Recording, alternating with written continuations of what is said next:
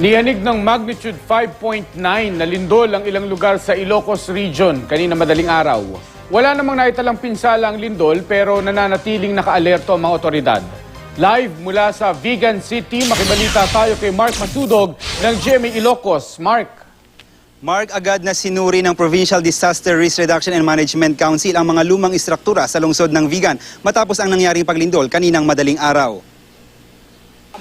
Naalarma ang mga residente sa Vigan City matapos yanigin ng magnitude 5.9 na lindol kaninang alas 4 ng madaling araw. Sa kuha ng CCTV camera ng isang gusali, makikita ang lakas ng lindol sa paggalaw ng isang water dispenser.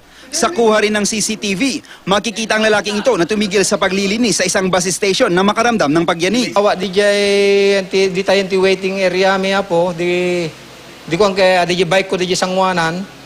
Agad atras meten dati bisikleta ko.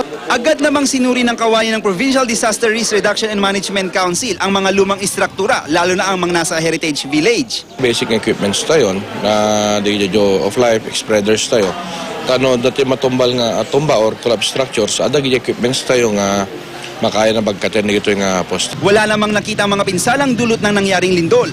Nagpaalala rin ang Regional Director ng Office of the Civil Defense sa mga residente ang mga dapat gawin kapag may mga paglindol. Okay, unang-una ay dapat malaman natin ang mga procedures pag nagkaroon ng mga tinatawag nating malakas na earthquake Ayon sa FIVOX, tectonic ang origin ng lindol at nasa sentro sa 71 kilometers southwest ng syudad ng Vigan. Alamin kasi offshore dito ngayon ginadaya so napasama ko at Kataypayan tayo so although it's a high magnitude for an inland fault unmet it's offshore so no tsunami, madinot na predict tsunami.